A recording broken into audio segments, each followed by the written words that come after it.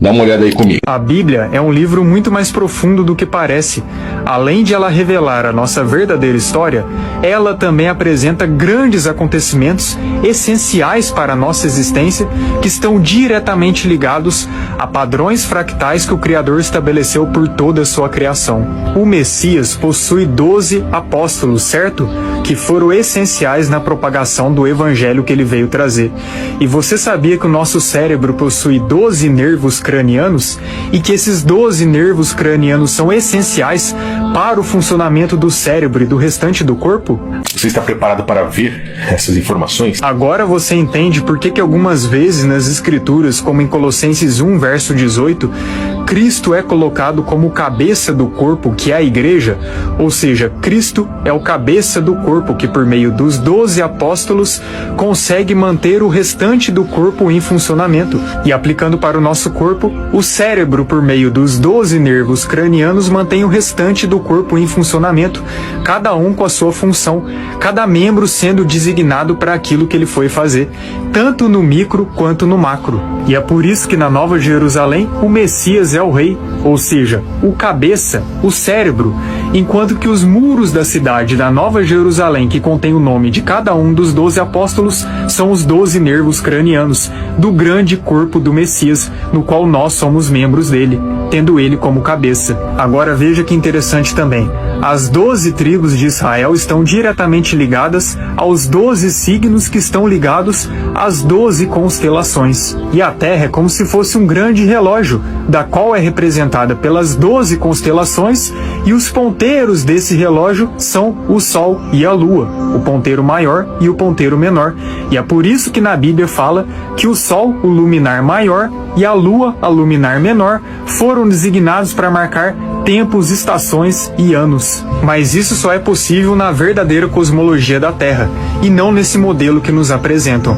E entre os 12 signos do zodíaco, representado pelas 12 constelações, antes eram 13, já que o signo de Ofilco, ou também conhecido como Serpentário, foi retirado. E o signo de Serpentário era representado por uma serpente. Agora olha que interessante a relação com as 12 tribos de Israel. Quando vemos a menção das 12 tribos em Apocalipse, Dan não é mencionada. A tribo de Efraim também não é mencionada, mas Efraim pode muito bem ser representada por José, já que José se dividiu em Efraim e Manassés. E sabe como que Jacó, quando ele vai dar a bênção a todos os seus filhos, ele se refere a Dan? Como cobra na beira da estrada ou como serpente venenosa no caminho. E a tribo de Dan é representada por uma serpente, assim como o signo de Serpentário ou Ofilco também é representado por uma serpente, logo os que foram destituídos. E entre os 12 apóstolos tivemos Judas Iscariotes, que traiu o nosso Messias, e depois teve outro apóstolo, que no caso primeiro foi Matias, que o substituiu. Por isso que o número 13 não tem lá representações tão boas assim, né? Enquanto que o 12 é totalmente o oposto, já que 12.000 vezes 12 é 144.000, logo 144.000 selados que são mencionados em Apocalipse.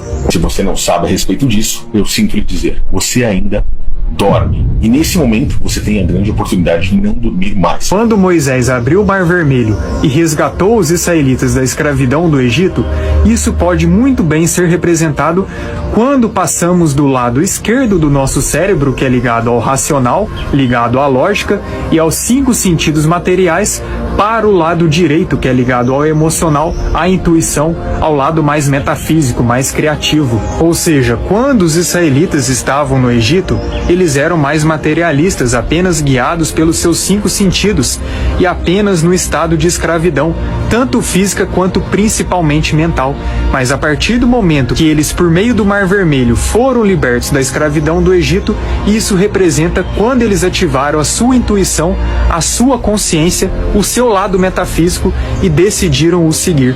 E Moisés tipifica muito bem o nosso Messias que realiza essa obra em nós. E também dá para fazer uma relação muito linda que, assim como Moisés abriu o Mar Vermelho e resgatou os israelitas da escravidão do Egito, o nosso Messias, na sua volta gloriosa, abrirá as águas primordiais, abrirá o firmamento e levará consigo todos aqueles que confiarem nele, libertando-os da escravidão deste mundo, da escravidão do pecado, na qual hoje todos nós estamos inseridos. A Arca da Aliança era protegida por 2 anjos, cada um de um lado, assim como a glândula pineal e a glândula pituitária são protegidas pelos 2 lados do nosso cérebro, já que a glândula pineal está diretamente ligada à intuição, ao recebimento da mensagem metafísica do nosso Criador, assim como o Criador se manifestava por meio da Arca da Aliança, que era protegida por esses 2 anjos. A escada de Jacó é uma representação do nosso DNA e a vinda de seres celestiais para essa dimensão aqui. Ou seja, todos nós que um dia estávamos na glória do Pai.